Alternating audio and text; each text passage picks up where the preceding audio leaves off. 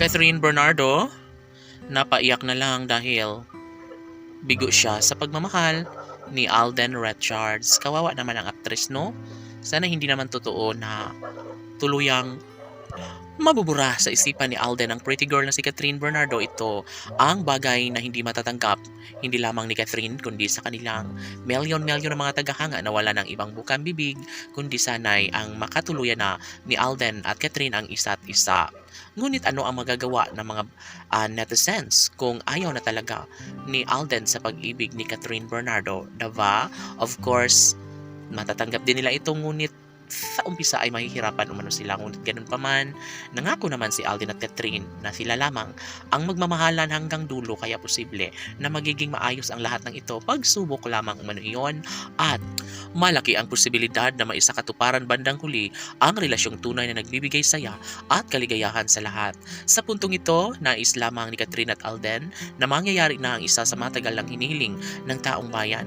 Kung talagang gusto ni Alden na magiging happy si Catherine, dapat ay kanila itong mapagtagumpayan.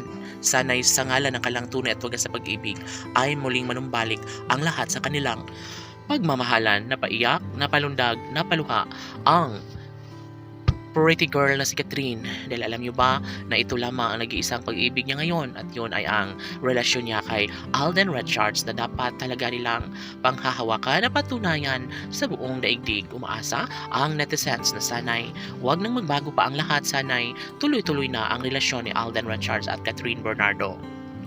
Dahil kung tutuusin, sobrang sayang ang lahat ng nasimulang pag-ibig ng dalaga at binata. Sayang ang kanilang mga pangako sa isa't isa. Tama nga naman na patunayan na lang ni Catherine ang lahat. Kahit ngayon ay napaiyak ang dalaga dahil hindi niya mapipigilan, dahil paano na lang kapag mawala sa kanya ng tuluyan ang gwapong aktor na si Alden Richards. Paano na ang kanyang buhay? OMG. Marami ang nagsasabi na kung sila talaga ang tunay na nakatadhana ni Alden at Catherine, mangyayari ang lahat ng ito. Wala nang makakapigil pa sa kung anuman ang kanilang deserve na makamit sa kanilang relasyon.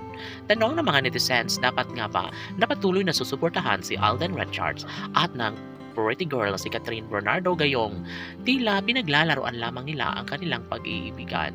Oh my God, kahit ano ang mangyayari, masasabi ni Catherine Bernardo na magbabalikan pa rin umano sila ni Alden Richards na muling maisakatuparan ang lahat sa kanilang pagmamahalan, dahil si Alden Richards lamang ang nag-iisang lalaki, ang nag-iisang pag-ibig na hindi kayang mawala sa buhay ni Catherine Bernardo. Yun ay ang pagmamahal ni Alden Richards. Laban!